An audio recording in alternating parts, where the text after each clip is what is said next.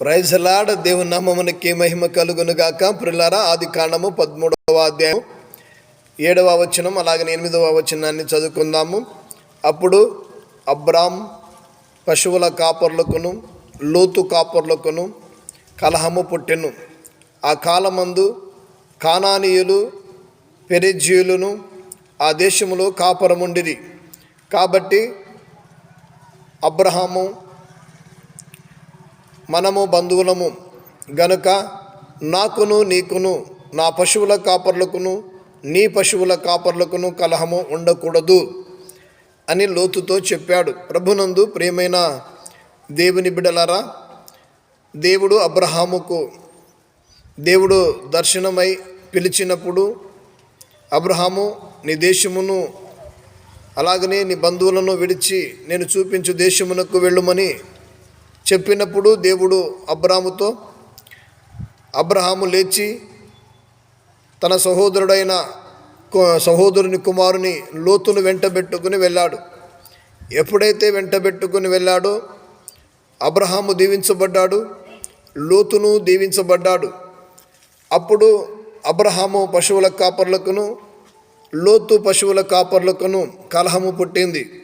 ఎప్పుడైతే అబ్రాము పశువుల కాపర్లకును లోతు కాపర్లకును కలహము పుట్టిందో అప్పుడు అబ్రాము అంటున్నాడు లోతుతో, ఎదుగో మనం బంధువులము గనక నీకును నాకును నీ పశువుల కాపర్లకును నా పశువుల కాపర్లకును కలహము ఉండకూడదని మంచి మాటను చెబుతున్నాడు. ఈ లోకంలో అటువంటి బంధువులైన మనకు ఒకవేళ కలహములు ఉంటున్నాయేమో గమనించాలి. ప్రభునందు ప్రియమైన దేవుని బిడ్డలారా, విశ్వాసులకు తండ్రి అని పిలువబడుచున్న అబ్రహాము జీవితంలో మనం చూచినప్పుడు, అబ్రాముగా ఉన్నప్పుడు దేవుడు తనకు దర్శనములో కనబడి మాట్లాడినప్పుడు తాను దీవించబడ్డాడు, తనతో వెళ్ళిన లోతు కూడా దీవించబడ్డాడు.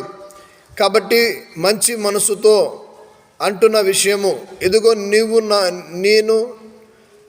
నేను బంధువులము గనుక నీ పశువుల కాపర్లకును నా పశువుల కాపర్లకును కలహము ఉండకూడదు అని ఒక మంచి నిర్ణయాన్ని తీసుకుంటున్నాడు. అలాగనే ఈ రోజుల్లో బంధువులైన మనకు, అన్నదమ్ములైన మనకు, తల్లిదండ్రులైన మనకు, బిడ్డలైన మనకు, అలాగనే అక్క చెల్లెలైన మనకు, అన్నదమ్ములైన మనకు ఏమి ఉండకూడదంటే కలహము ఉండకూడదు. ఈ కలహము ఉంటే మనం అపవాది సంబంధులం అయిపోతాము. గనుక అబ్రహాము విశ్వాసులకు తండ్రి గనుక ఎదుగో అబ్రహాము మంచి నిర్ణయాన్ని తీసుకుంటున్నాడు. బంధువులము గనుక మనము ఎదుగో మన ఇద్దరి మధ్యలో అలాగనే మన పశువుల కాపర్ల కూడాను కలహము ఉండకూడదని మంచి నిర్ణయాన్ని తీసుకుంటున్నాడు. అటువంటి నిర్ణయాన్ని కలిగి లోకంలో మనం బ్రతుకుదాం, ఈ లోక జీవిత యాత్రను మనము సాగించుకుందాం. కాబట్టి బంధువులైనా అలాగనే ఇరుగు పొరుగు వారనైనా అందరినీ మనం ప్రేమిద్దాం. అలాగనే వారందరితో మనం కలిసిమెలిసి అలాగనే కలహము లేకుండా బ్రతుకుదాం.